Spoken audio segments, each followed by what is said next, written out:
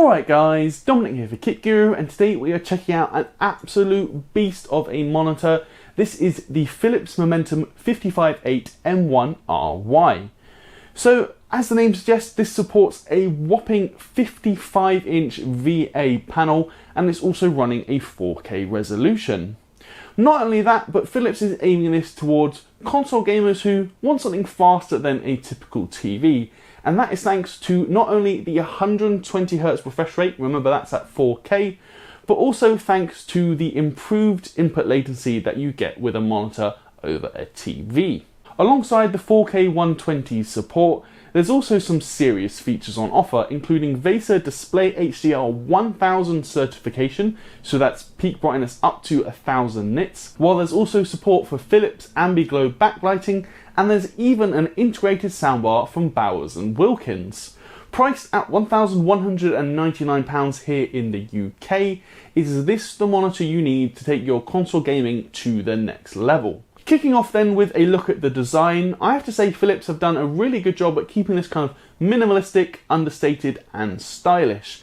That's because there's no real gamery flares, there's no aggressive angles or red accents or anything like that.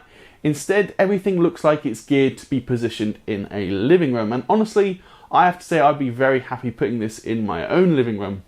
That is thanks to mostly a black design with a silver bezel, while that bezel also matches the metal stand.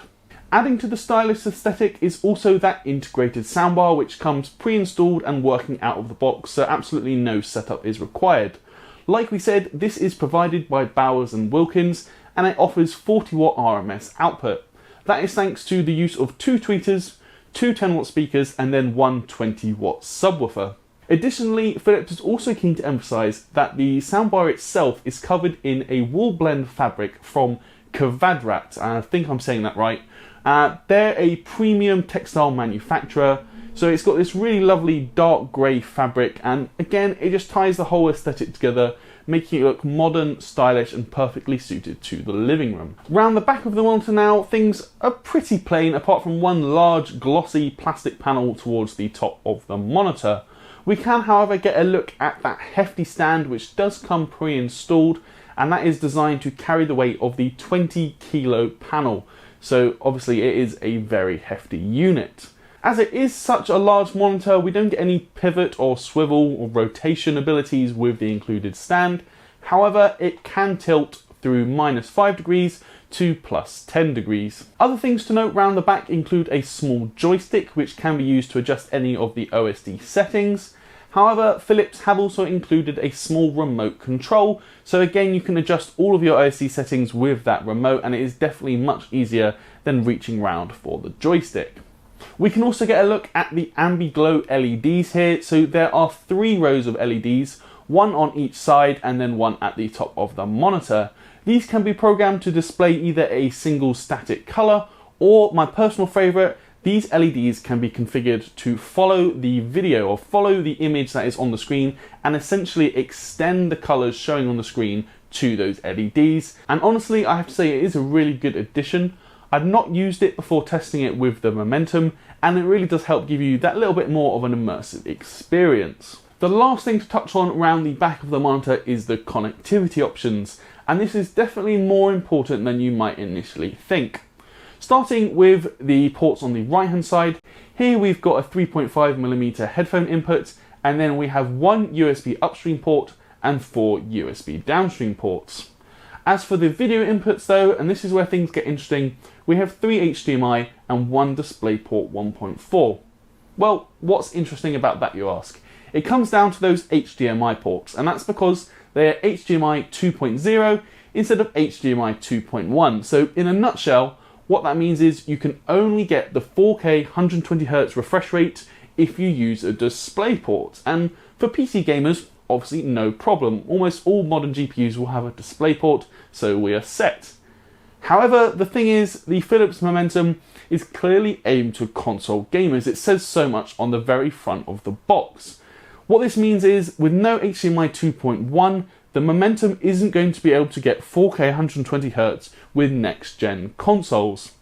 However, Philips have said they will update the Momentum with HDMI 2.1 once we have those HDMI 2.1 sources in the wild, so probably not long after the launch of next-gen consoles. That is fair enough, and we will kind of just wrap this all up at the end of the video, but it does leave me questioning the overall timing of this release, as I do find it strange why you'd potentially buy this screen now without HDMI 2.1 when we know it is going to be coming, you know, a few months down the line. But we will circle back to that at the end of the video.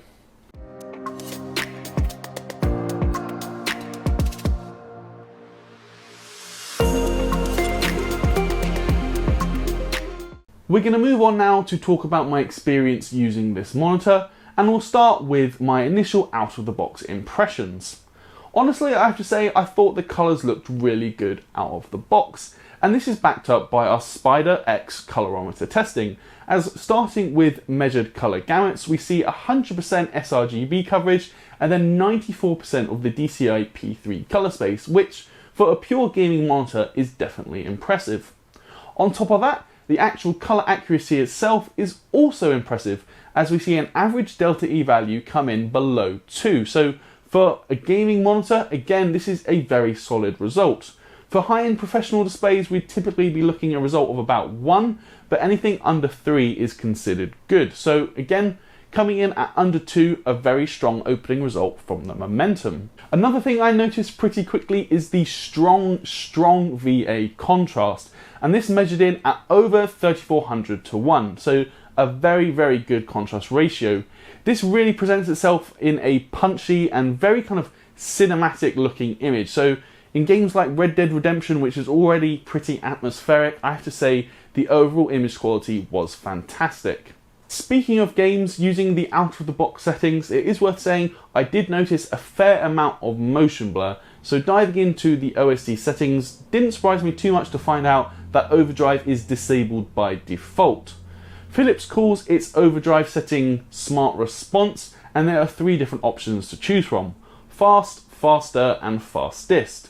I honestly found the best experience came when using the fastest setting, as this eliminated most of the motion blur I was seeing without any noticeable overshoot. Even with the fastest overdrive setting, there was still a little bit of visible motion blur, and this is something I could spot when running the Blurbusters UFO ghosting test.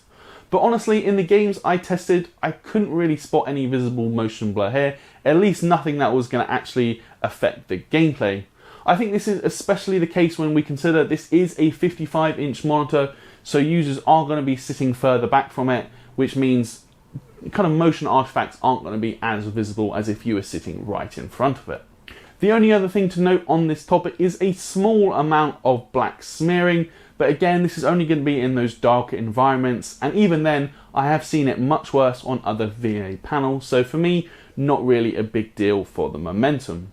As for overall brightness now, in SDR mode we saw a hugely impressive reading of just under 790 nits at 100% brightness. That for me is a great result, and it is exactly what you want to see from a large monitor which is likely to sit in your living room. However, the Momentum also supports display HDR 1000, so that means there will be peaks up to 1000 nits. In my testing, this looked fantastic. It uses 144 zone local array dimming, and in games like Shadow of the Tomb Raider, I have to say it really did make a big difference compared to SDR gaming. It may not have exactly the same zing as a 1000 nit OLED panel, but for an LCD this really is an excellent HDR experience.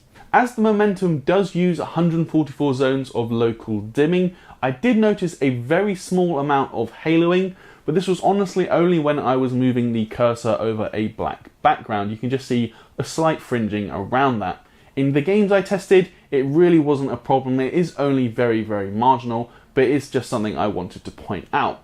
The last thing to mention in terms of HDR is, like almost all 4K 120Hz displays with HDR, if you enable all of those settings, we are going to run into chroma subsampling simply because of bandwidth limitations for DisplayPort. In Windows, it will show up as 8-bit with dithering when you have 4K, 120Hz and HDR. However, this really applies to almost all monitors, all of them which don't have display stream compression, so it's not really a major deal, but again, something else to be aware of. Moving on, another thing I want to say is that if you're looking at this monitor, there's a good chance you're seeing it as a potential TV replacement. And honestly, while I don't think that is necessarily a bad idea, I do want to bring up the subject of viewing angles, as the experience is definitely best when you are directly in front of the screen. That's not to say I noticed any rainbowing or kind of blue shift or anything like that. It was honestly not too bad.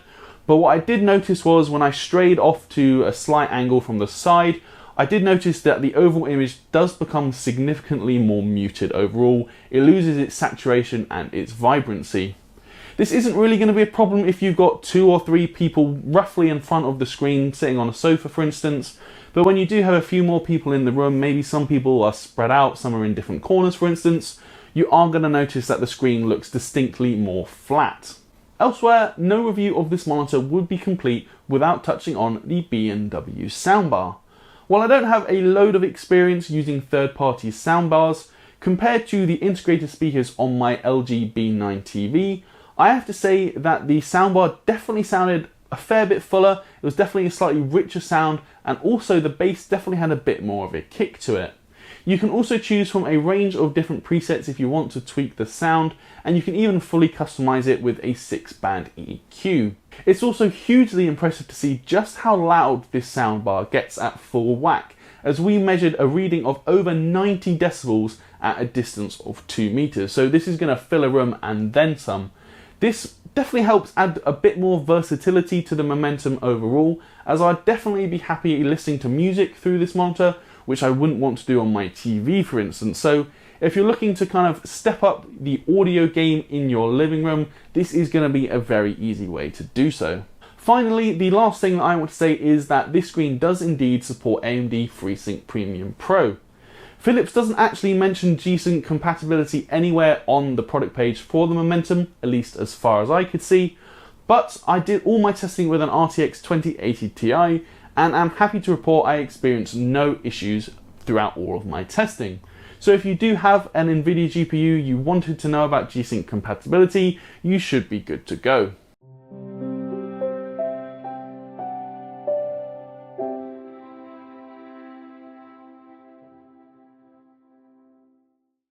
Wrapping up this review then, I have to say I have been really impressed with the Philips Momentum 55.8 M1RY. While its sheer size may mean it's not going to replace the 27-inch monitor on your desk, it is very hard to argue for living room gaming when you consider the key specs, 4K, 120Hz and proper HDR 1000 support.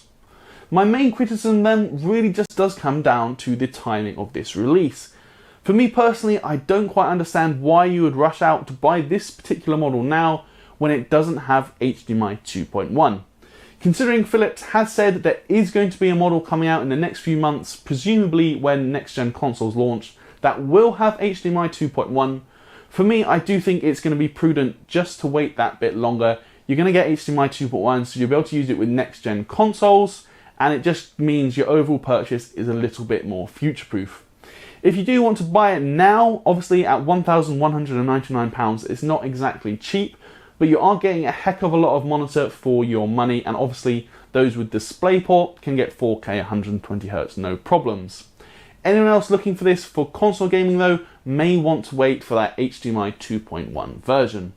That is going to do it for this video though guys, so toss me a thumbs up if you enjoyed it, leave me a comment down below, let me know your thoughts on the Momentum.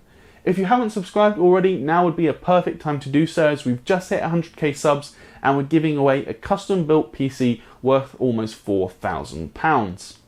We'd love to chat with you guys over on Discord as well, and it would be awesome if you guys would consider backing us on Patreon, where we run exclusive giveaways and you can also see some of our content early. Until then though guys, I'm Dominic 4K Guru, and I'll see you in the next video.